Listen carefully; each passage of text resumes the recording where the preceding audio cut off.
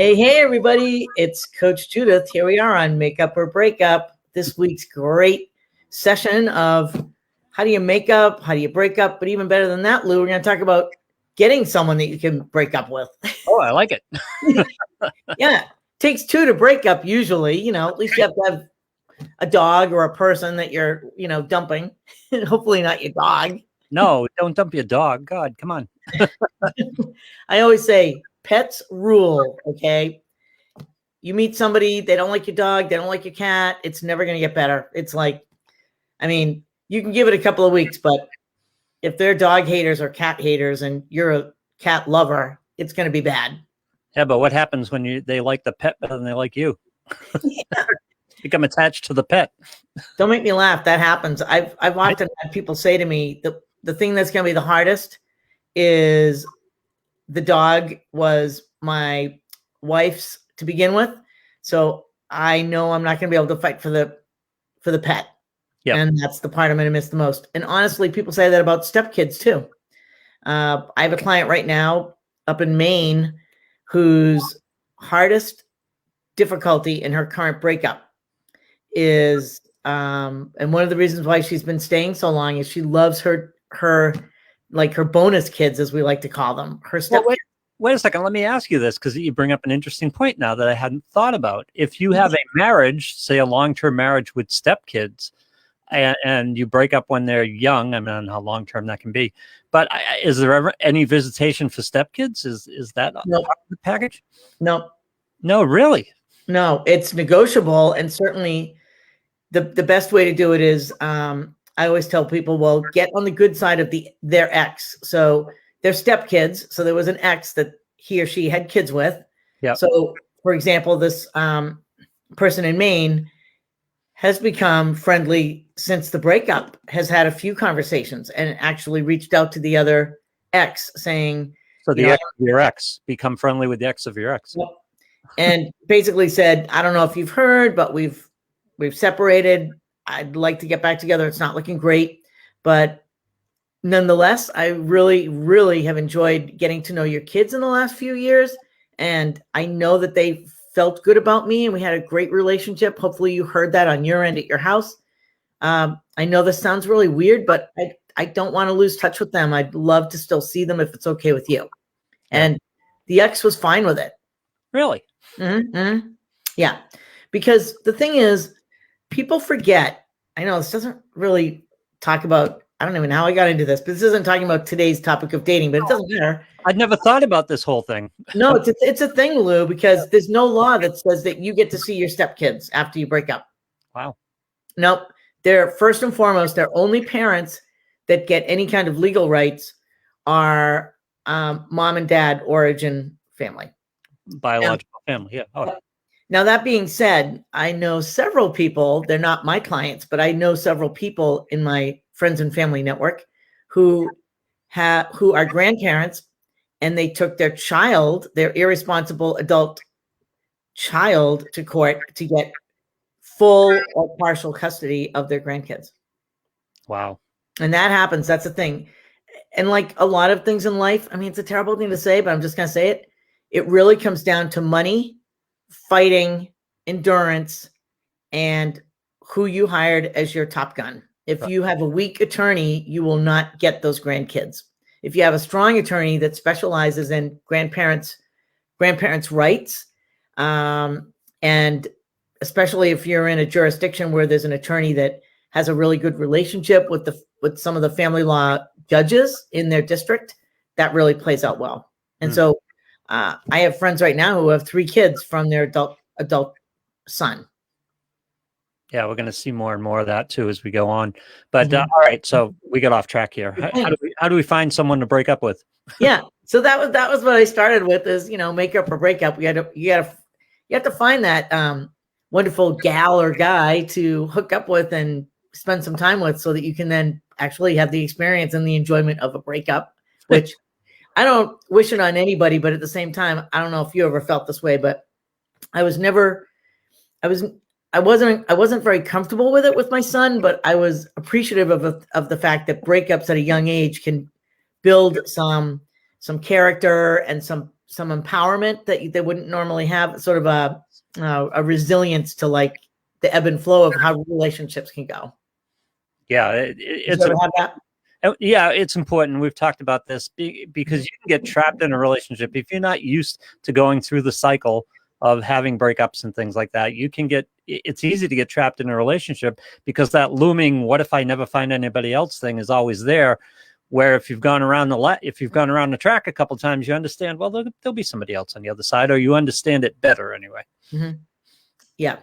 And I think it's devastating always, like for the most part. It can be really crushing at 16 or 18.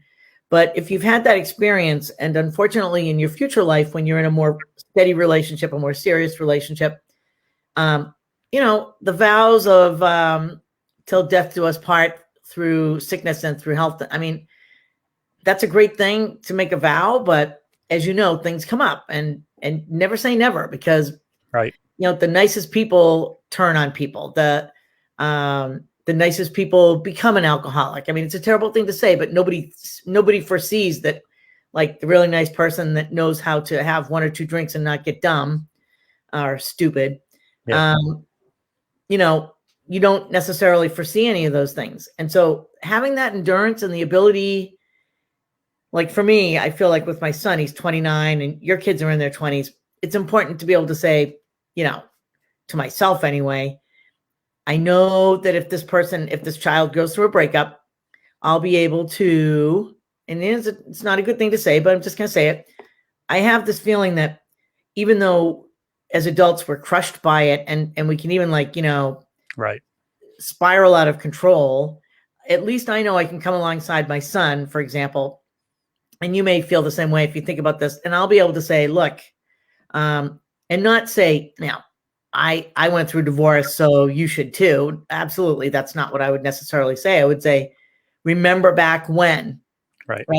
When you thought you couldn't live for days and weeks after you had that horrible breakup, and, in high school or in college, those were really hard times. Those were devastating.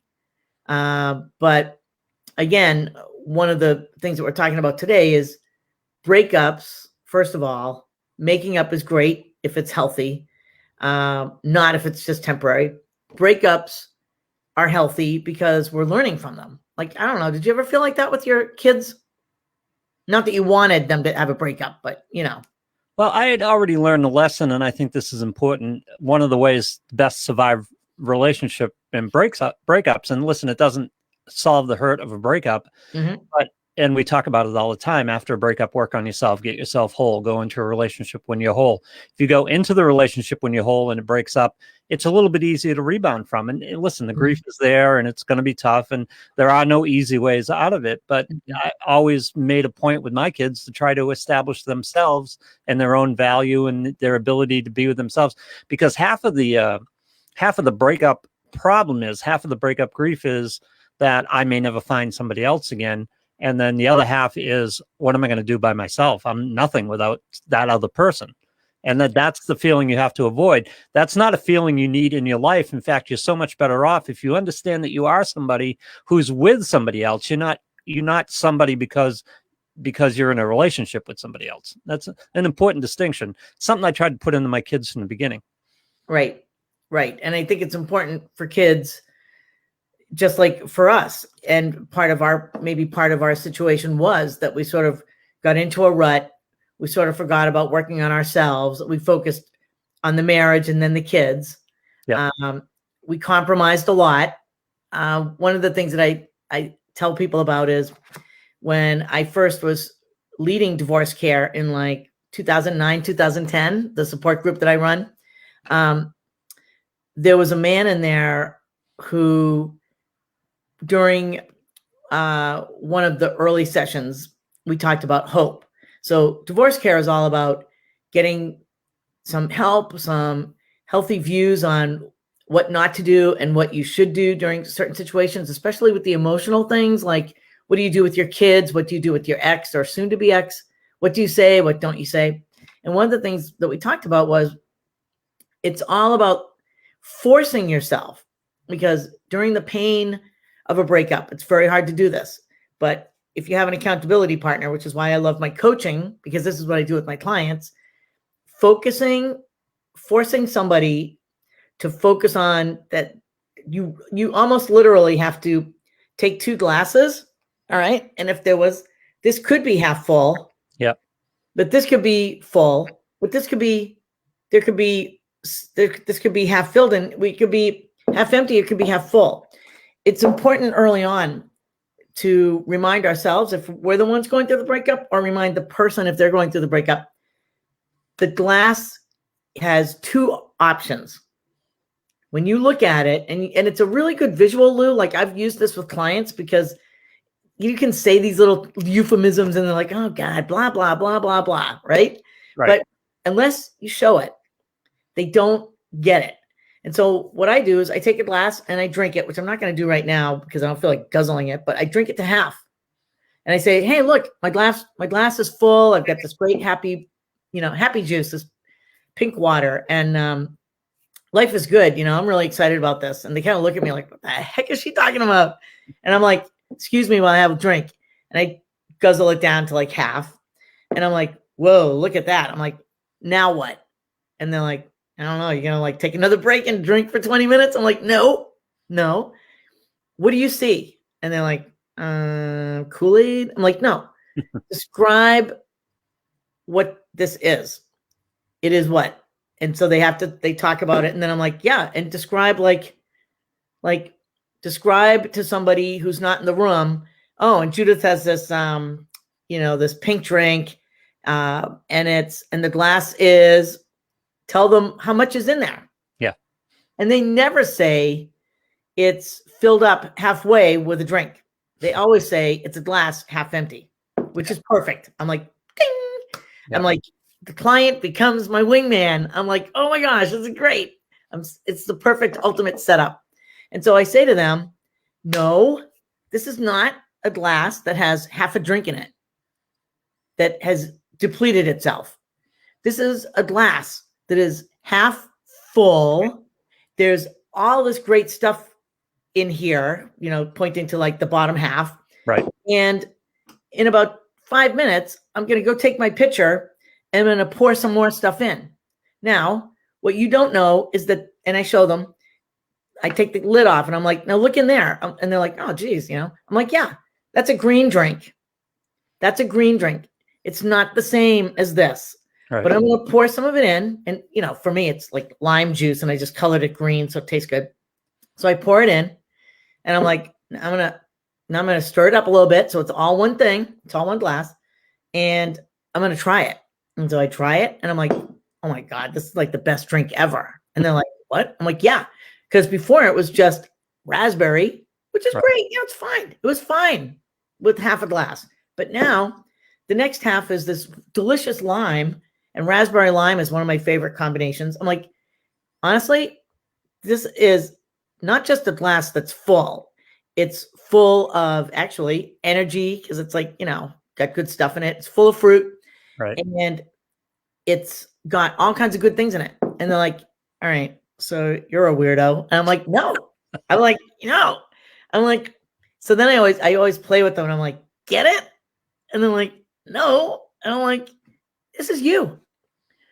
You are a glass that's filled up halfway with raspberry drink. And you can either stay like that and just let it slowly evaporate because you're doing nothing about it. Right. Or you can start adding the lime juice to it. And they're like, I'm like, yeah. And you know what? The lime juice made it go like, 100 times, baby. It is like way better drink now.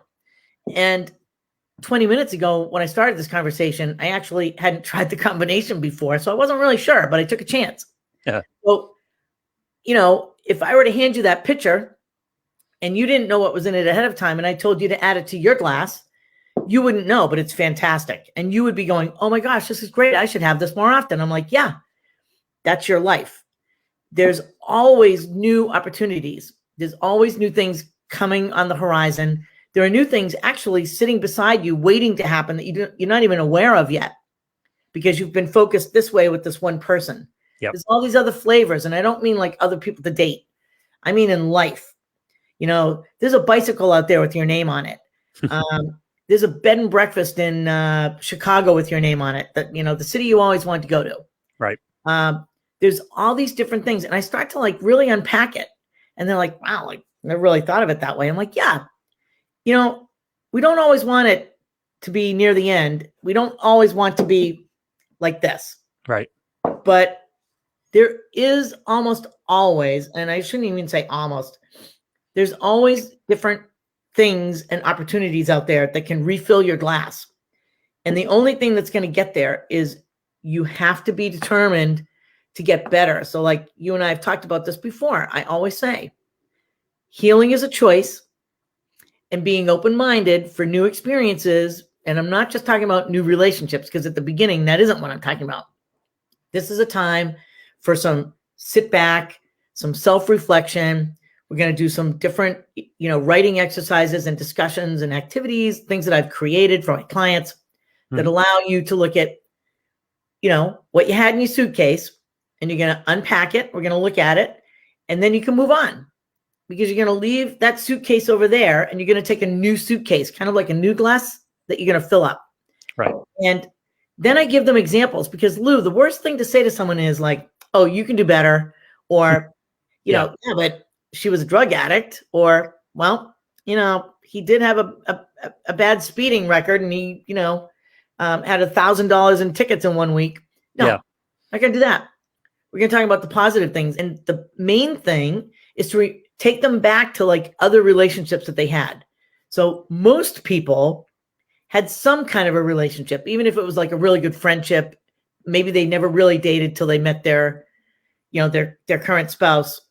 I'm making that up, but that would be unusual. But there are people that, don't really date until they're 25 or 26. I don't recommend that. I don't think that's really a good thing. But even if it was their only relationship, I always say, but before that relationship, when you were 4, you had this glass, but you started to fill it up with other things. Right. It's so interesting when you take people back a little bit, not like in a therapy way, but hey, I give examples. So like, I'll ask you after I go. So for example, I'll say to a client, so I look back in my past. So say I was going through a crappy divorce right now. Knock on wood, I'm not. I'm never doing that again. So for all you people out there going, oh my God, Judith's getting a divorce. No, not doing that ever again. So I say to my client, let's go back, and I'm going to go back first. When I was 3 and 4, I went to preschool. Well, what they call it, nursery school, they used to call it. Now they call it preschool. I went to nursery school when I was like 3 and 4, and I hung out with my cousin because she was the same age, and we just had such a blast every day. We loved going. Right. And I remember feeling good about the place. And I remember feeling good about, I really got to like, the swing set, because I never had one at home. I really liked our teacher. And as goofy as this sounds, I don't know, the whole concept of hand painting is flipping brilliant, because kids at home can never take like the ketchup and the mustard and smear it on the wall. Right. But here you take things that look like ketchup and mustard, which in my opinion is what I was doing. Is I remember as a young kid going, oh my God, this is like ketchup and mustard. I probably even tasted it, because mustard's still my favorite condiment, and go like this. I'm like, I have memories of joy with that. When I was that same age, I remember this older woman, I don't know, she was probably my mom's age, but this older woman who didn't have any kids. I think she was older than my mom. And she was lonely, and she loved it when I would like go over there and I would play, back in the day when we played jacks, with the little bouncy ball, and I would play little games on her patio. Like, that was a relationship that I developed. Right. When I was in elementary school, I became friendly with 2 or 3 girls in my neighborhood. Sometimes we fought, because it was like, I think 3's a crowd, try 4 of us. So we'd have these little fights, and we wouldn't talk to Catherine for a week. But these are like healthy relationships that I had that really only left me because I went through high school and kind of lost touch with those people. But you have to remember, you have to look back and say, I was a good person. I did have friends. I do have friends. I am a nice person. and I have a sense of humor, or I like to cook. I'm a good cook, or you know what? I'd like to take in shelter dogs. Like, so like for you, if you thought back in your past, like if you were going through your divorce right now and I said to you, well, look at your past. Like what were some things growing up and even into high school years and things that were friendships or things that you really got to enjoy that you loved about your life? Even like me, like finger painting, anything. Yeah. Well, it's funny because it kind of, one of the moments that I can remember from the divorce was sitting down and I put a list together of 3 things I wanted at the time because I had moved out of the house. And, when a guy moves out of the house in this situation, you just flop somewhere, Right. the first place you find, you go. And I put a little list together and I said, I need a new place to live. Okay. I need a Jeep because I wanted a Jeep. I had Jeeps when I was a kid and I used to love to drive. That was my, sanction time. I used just like to do road trips and drive through New Hampshire and just little towns and things like that. And I need a dog. And it was funny because when you put that down on a piece of paper or you put that in your head, you start to follow through on it. And I followed through on all 3 things. I got this place that was terrific that I just loved. It's this beautiful place in Newburyport with 7 roommates, by the way, which gives you an idea of the size of this place. Wait, how many roommates? 7.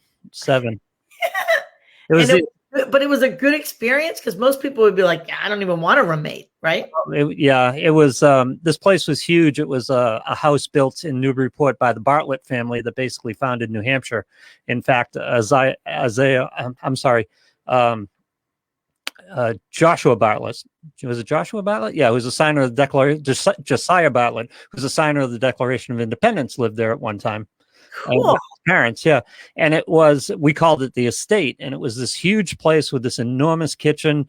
And some of us were staying in the old bedrooms of the house, but a new wing had been put on with, quote, 2 ballrooms, by the way, 2 ballrooms on there, and servants' quarters. And some of us were living in the servants' quarters. Upstairs. Was it up on that street that runs parallel to the street along the ocean? No, it's another street where all those big, huge Victorians are. No, it's more towards Maudsley. It's kind of out on its own. Oh, out that way. Okay. Yeah.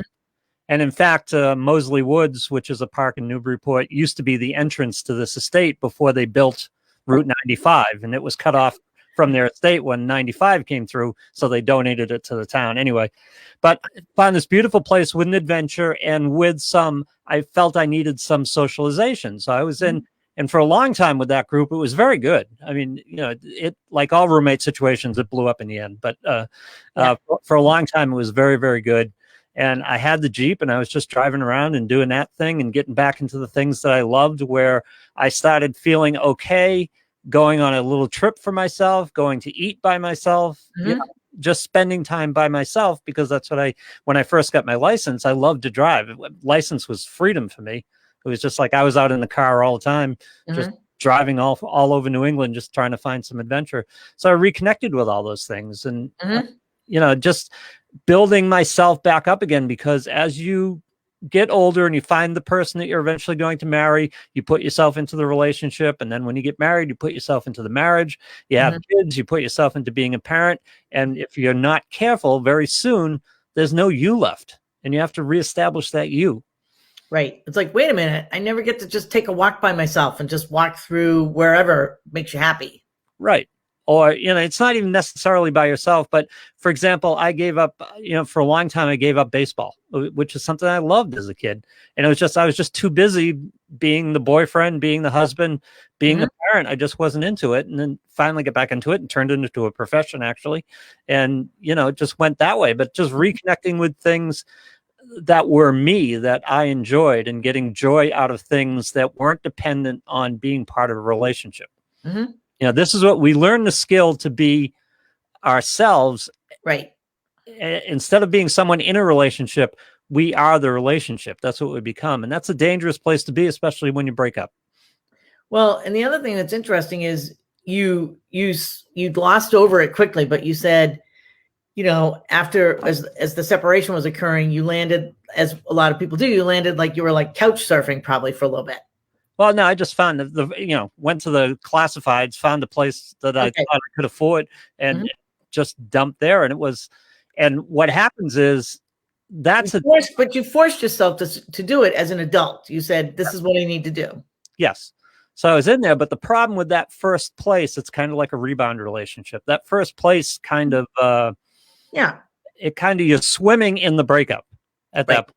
So Right. hopefully at a point you feel good enough. So I don't want to be in this place anymore because this is the transition place. It's got to be more about me, because that's what it was. It was a quick transition place. It had nothing to do with what I wanted or where I wanted to be. It was just that, quick and easy. That's the first place that was available.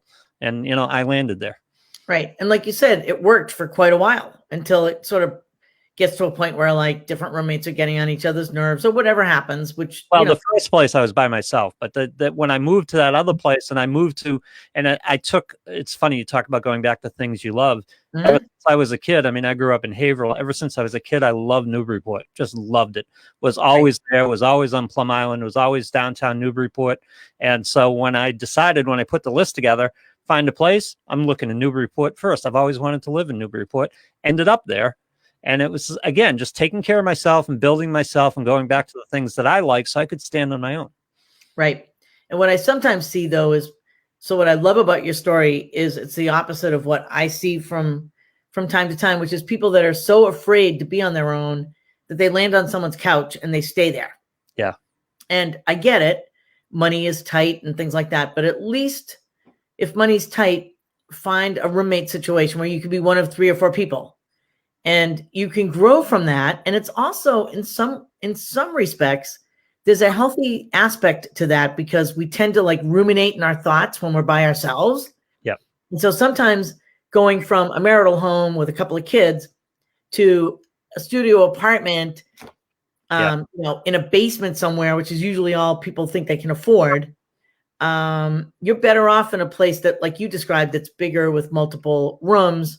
Yeah, I don't recommend 7 roommates, but a roommate is a good idea. Right. A roommate's a good idea. And having the socialization that comes with that. Yep. You can only be a hermit for so long when you're in a place with, multiple roommates and rooms and things like that. Well, you've been in a long-term relationship, you've been married, you have kids, you've been in that situation for years. There is something about, at the end of the day, coming home to an empty place. Right. That is daunting. Mm-hmm. Especially when you never make it your place, when it's just the landing place and it's got nothing of you in it. There's nothing appealing about it. And all it represents to you, it's just throwing your problems back in your face all the time. It's throwing back, all you've got is this dark, empty place. And that's what you're feeling. That's what you're worried about. That alone, my life is dark and empty. And you got to get away from that feeling quickly, and you've got to reestablish yourself and understand that you can have a life by yourself. And ideally, the next relationship should be something that fits into your life, not something that becomes your life. Right.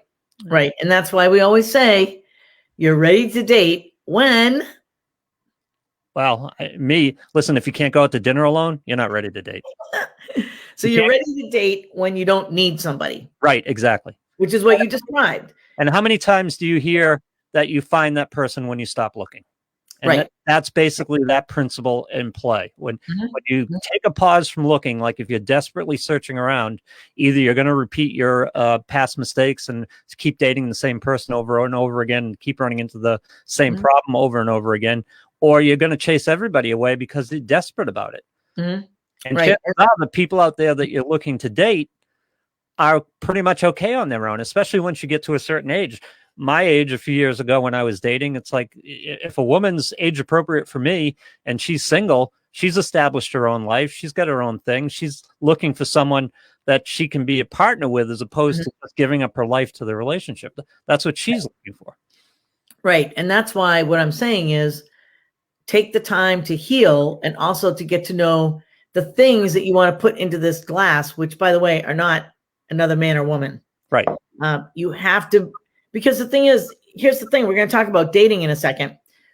When you enter the dating world, which is not right after you break up, by the way, but when you're ready to date and you get back out there, the first thing people talk about is interests. Yep. And it's really hard. Sometimes, like I had a client a couple of years ago, I was date coaching him, and I use Chicago as an example because a lot of people, I like Chicago. And so I was excited to have a client in Chicago, and he didn't have a lot of interest. And I'm like, I had to pull it out of him. I'm like, well, you know what? I have to be honest. like, you're not really dating material. And he's like, what? He's like, that's not very nice. I'm like, no, I'm not kidding. You cannot go on a date and somebody says, so what do you do on the weekends? And you say, I work. You know, and you certainly don't want to be dating and marrying someone else that works all weekend, because then where's the relationship? Right. It was like, yeah, well, that's just like the demands of my job. And I'm like, yeah, okay. People need to carve out time for work and play. Yeah, well, the answer to the question, what do you like to do, can't be, well, I watch Game of Thrones. It can't be that, No, that's pretty much all he came up with. Yeah. Well, I started with that. So I'm like, tell me the movies that you've liked. So he sort of stumped on that. So I'm like, all right, I'm going to name some. And you tell me if you like them or not. Because it didn't even occur to him to like talk about movies. Whereas like most of us who are somewhat more social, perhaps, we love good movies or good, like Netflix series right now. Yep. So what I finally got from him is like, I'm like, okay, so you like mysteries. That's great. Do you like the detective kind? Do you like NCIS? Things like that. And he goes, yeah, I don't really watch them. I'm like, well, if you could, would you? So then I'm like, okay, all right. Yeah. Your homework right now is to watch TV 3 nights this week and to find a series and some different types of shows that you like. I don't care if it's Comedy Central and you just like, watching Woody Allen tell funny stories or whatever it is. I don't care what it is. I also want you to go to an online bookstore, AKA go to Barnes & Noble. I want you to look down the list of topics. So when you go to the bookstore in person or when you go to shop online for anything, even if it's a clothing store, you look at the grid and it says, okay, I went to a clothing store last night. So I'm looking and I'm like, okay, I don't want to see everything that's on sale. I just want to see the shoes that are on sale. Right.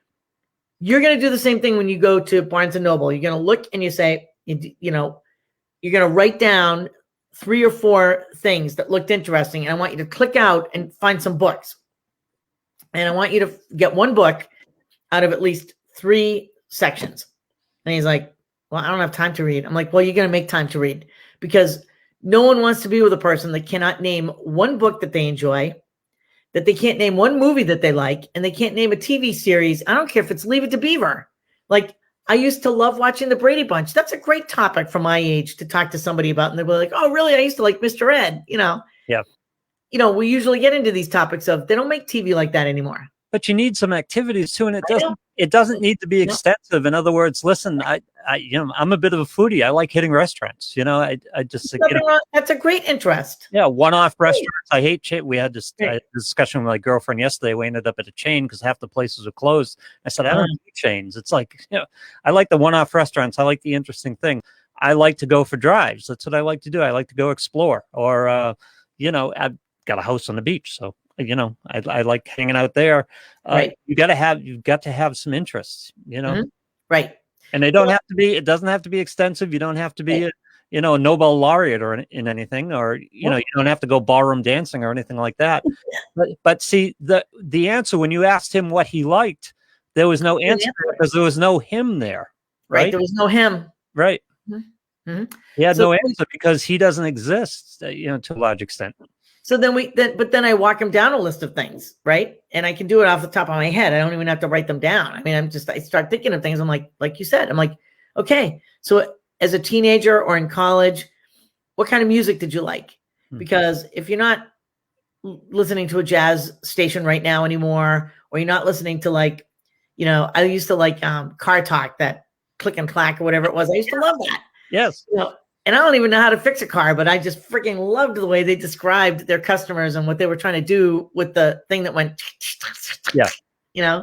That wasn't a car show. It was just a talk show, but it was, yeah. Right. But that was hilarious. And so those are the kinds of things I'm asking. And then I'm like, okay, let's think big. So I'm like, where do you like to go on vacation? So I get another one of those. Well, I don't really go anywhere. I'm like, okay, where'd you go as a kid? We never really went anywhere. We just sort of stayed in the city. I'm like, okay.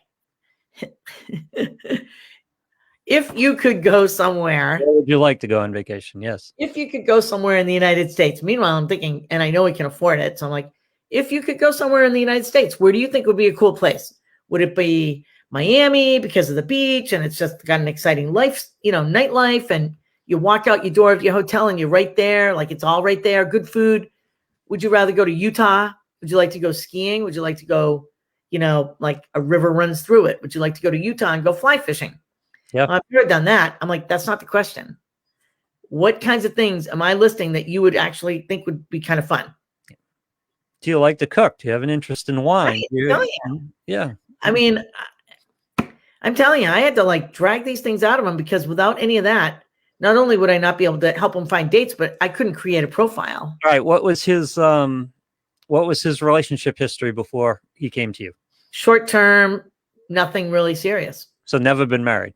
Mm-hmm. Yeah. Yep. There's there. He needs to build a life. How old is he? Right. Mid-30s. Yeah. Build a life for yourself. Find something to do. Right. That you enjoy. Right. Well, the thing is, too, he didn't have a lot of friends anymore to do things with because they all went off and got married and they probably thought he was boring. So, I mean, the fact of the matter is we can all become more interesting people and have fun doing it. And so that's one of the things I want to talk about. Here's the line I want to draw there. We can become more interesting people, but don't worry about becoming a more interesting people to other people. Become more interesting to yourself. Right. You know? Exactly. Do stuff you enjoy, learn some things, or, just make your life better. I mean, the guy couldn't name what he likes to do. I mean, Nope. So I had to assign them. I'm like, well, this weekend you're going to take a walk along, whatever it is. I forget the name of the road that runs along the lake in Chicago. Yeah. And then you're going to join a group. He's like, what? I'm like, yeah, you're going to go online and you're going to join a group for something interesting. So we're going to go to like the adult ed or, that kind of thing. And we're going to find like community things that are going on. So like sailing is big in Chicago you got Lake Michigan right there. Yeah. Tons of sailing things. There's, people can go water skiing, people can go canoeing, people can go kayaking, people bike all over the place. But the other thing is doing something with a group can be a fun way to try something because you're not on your own going, oh my God, I'm going to get going and not be able to stop the bike. So sign up for a group thing. So I asked him, I'm like, so you grew up in Chicago and I mean, he's not, super rich, but he's got money. Yep. Did you never sailed or anything like that? Or took like one of those, like, booze cruises or anything? He's like, no. I'm like, well, you're going to do that this weekend. Yeah. You're going to go out on a boat. And I don't care if it's like sailing lessons or if it's just a booze cruise. And he's like, really? And I'm like, yeah, don't get drunk, but you're going to experience it and see what you think of it. And actually, to be honest, a guy that's by himself is way more approachable than a guy with 3 stupid friends that are sloshing beer all over the boat. Yes. You have no idea how approachable. It's even like with women. Like, didn't you ever feel intimidated when there'd be like 3 or 4 women sitting at the bar? You're like, they just want to talk. They don't even want to meet a guy. Yeah, one woman intimidates me. So 3 or 4, yeah, that'd be. Yeah. I mean, how many men are, except the really brazen ones, are going to go up and go, there's always that one suave guy that comes up and says, so ladies, which one of you beautiful ladies wants to have a dance? The fact of the matter is probably nobody, because they wouldn't be spending so much time laughing and drinking and talking with each other. Right. They're out for girls' night. They're not out to meet a guy and dance. So listen, if you can't answer the question of what you like to do, you really need to work on yourself. That's really basic. I mean, yeah, everybody knows, I'd like to be in a relationship and you'd like to do the romantic things and all that stuff. But as a person, it's got to be stuff that you like to do too, Right. Well, and the other thing, Lou, is so many times people are like, the most annoying thing about Bob was I had to come up with all the plans for the dates. And whenever we were going to get together, he would say, so what do you want to do? And the woman would be like, well, I don't care. And then they're like, well, you pick the restaurant. Women don't like it when men never make a decision and make a suggestion.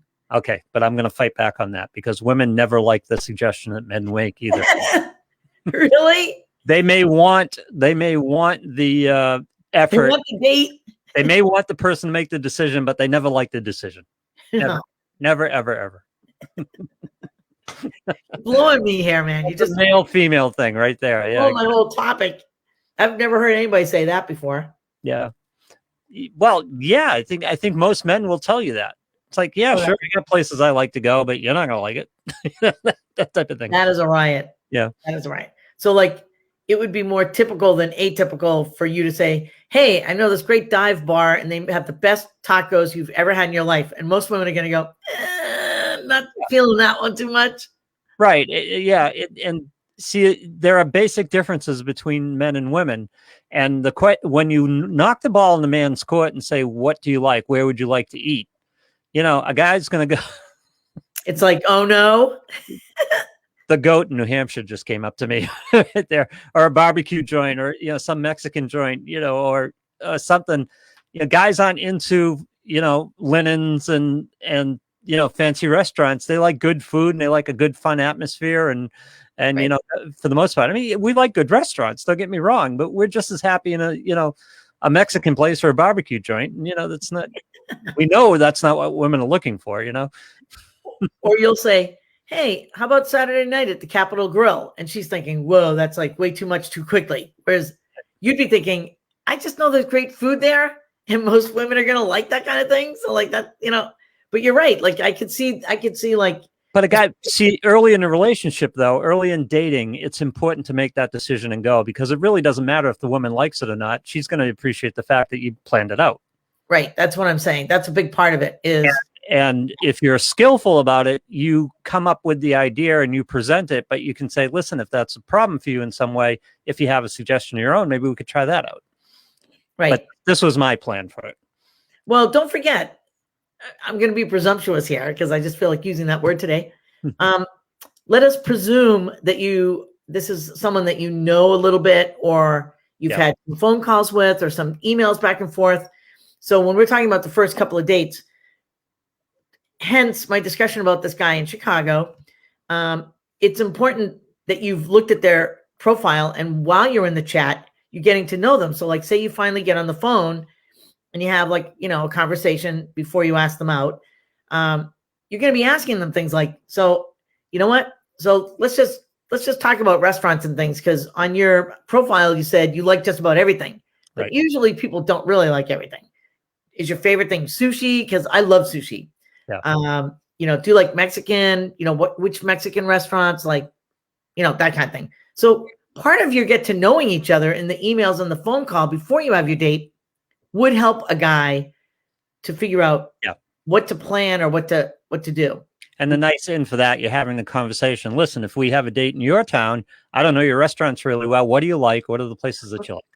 That is perfect, Lou. Yeah. Because But you're on the hook. if she's coming to your town, it's like, I know this great little place. It's Italian. Would you like Italian, or is there something else that you'd like? Yeah. And that's the way it sort of goes. And I think that, you know, that is one of the hurdles, is being able to, you know, immediately start out with, let's be honest, what we're talking about is early onset, not Alzheimer's, early onset love languages. Yeah. And so part of a love language is understanding what the other person wants, not what we want. So like, I love Italian. Actually, it's funny, you know, in my earlier years, I didn't really experience much with Indian food, but I love good Indian restaurants. See, really? That's on, man. You don't like it though. Too spicy. The one food that I will say, not a big fan of. Is it the flavors? You're not crazy about the spices? Because no, well, the sauces, the whole spice palette, the sauces in general don't hit for me. Yeah. But it's just, I don't know. Everyone has their own taste, right? But the thing is, the appropriate response is never, I don't know, what do you want to do? The appropriate response is, she asks you, where do you want to go to a restaurant? You say, listen, I'm kind of feeling Mexican tonight, but if that's not what you want, we can talk about something else. So you give back a little input, like you're actually involved in the conversation, as opposed to, I don't know, what do you want? You know? Right. Well, and the other thing that we're talking about today, Lou, is, and we're going to talk about it more next week. I'm going to take notes too, so I don't forget to continue my, you know, to be continued. I always forget like what I talked about the week before. I'm like, what did I say that I was going to continue on?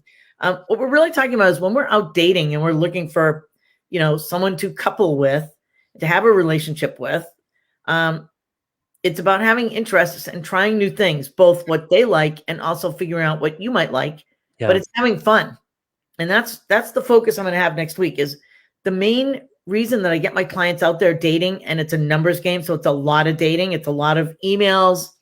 You know, it's not like I'm going to sit around for 12 months. And when I finally see one person that I like, Yeah. It's like, no, you've got to dip your toes in and be active because there's probably more than just one, but you got to look for them. You can't just like wait until somebody pings you, right? Yeah.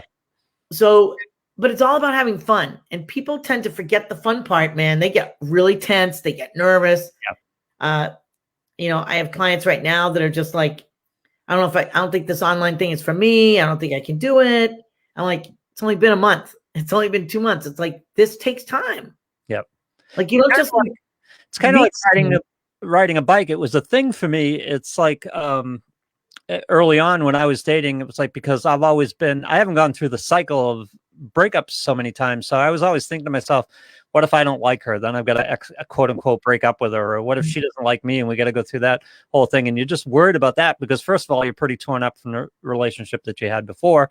So you don't want to get back into that. But once you do the dating thing and listen, you date somebody and you have a pleasant, you know, coffee or whatever it is, and it doesn't work out and you don't hear from them, it's like you realize not the end of the world. right. Let's go try it and meet some other people too. Right. And don't forget, while you're having fun, the key to the fun is short and sweet. Yeah. So, you know, slow and steady wins the race. You're not having like your first date isn't going to be like 12 hours long. Yeah. You know, you're going to space it out because the other thing too is if you give one person too much time, you're going to just like say, you know what? There's enough there that I'm going to just go for that because you're a scaredy cat and you don't want to go out with any other people. Yeah. Which is the wrong reason not to be checking out who else is out there. You know, people settle way too quickly. Yes. And it creates so many problems. Yeah, I won't find anything else, and I won't find anything else because I'm not worthy, and I'm not worthy because I don't really have a life because I can't even tell you what I like to do. So you got to get away from that whole scenario where you got to feel that you're a person, you're okay. It's like, yeah, I want to date. Yes, I want a relationship, but I'm okay if I have to, you know, for the next month or so, I have to go to restaurants by myself or, you know, being the ability to be with yourself and enjoy it and think of yourself worthwhile is so valuable when you start dating. Right. Well, and I had another young guy. He was actually down in Connecticut and he didn't know what to do with himself. You know, all his friends had he wasn't in touch with his high school or college friends. He was in his mid-20s and just sort of hit this really serious, you know, sort of slump and depression. So I had him with a psychiatrist as well to help him deal with that. But, you know, essentially he had lost his sense of self. Yep. And I had to basically do this picking away. I figured out he's passionate about computers. And when he started talking to me, I'm like, it sounds like, because I asked him a question about mine, I'm like, it sounds like you really like helping people and teaching people how to do this.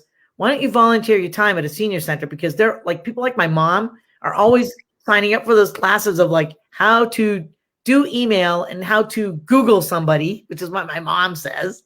Oh, I need to Google your boyfriend from high school. I'm like, yeah, no, you don't. Please don't. You know, there she goes. There it is. So she finds out all the dirt on people, but that keeps her entertained, right? So I got him doing that. Then when we were talking about something, somehow I figured out, and I don't remember how it came up because it was pretty organic. He's actually, he is, but doesn't do anything with it anymore. He's musical. He's musically inclined. Mm-hmm. So I started talking about that. I'm like, well, what did you do as a kid? Like, were you in musical stuff or anything? He goes, yeah, I was in the band and I taught myself to play the piano. I'm like, who the hell does that? I'm like, oh my God, you are the most interesting client I've had so far. He thought he was useless. He thought he was nothing.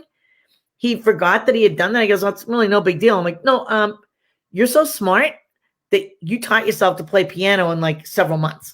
Yeah. I'm like, most women and men, yeah, people would be wowed by that. I'm like, that's incredible. And then, like, he told me how his mom used to take him and his sister, because she learned how to play.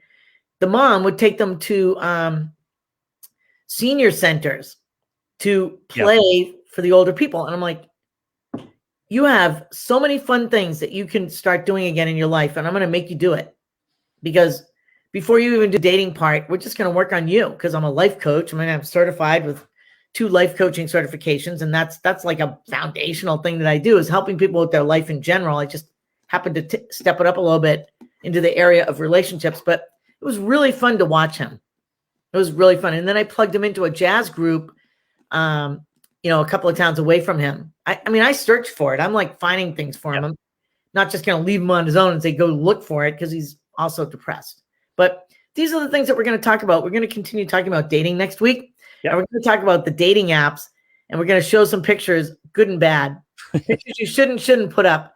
Yes. And men and women alike are going to be like, oh, yeah, that's just not good. Are we going to have men and women pictures? Yep. Oh, excellent. Yep. And, it makes a difference because when you're looking through thousands of people, the first thing you're going to look at is somebody's profile picture because it's right there. Yep. You're not going to click through it if they look like a doofus. And we're going to show some doofuses next week. So stay tuned to watch doofuses. You know what they say, a picture is worth 1,000 words. So why do you have to read the profile after you've seen a lot of these pictures? Yeah. Well, I'm going to go further than that and say a lot of these pictures are worth 0 words. We'll work on getting that loose so that we can screen share some of them. All right. JudithJamison.org is where you want to go for contact information, services information. Get in touch with Judith and catch some past episodes of the program. And we'll see you next week. Right. Let's help you guys find some love or keep that love or leave your love. Yeah. Be well, be healthy. And we'll see you next Tuesday, right? Tuesdays at 11 now. Tuesdays at 11. Yep. The new exciting time earlier in the week. I love it. Okay. Bye, everybody.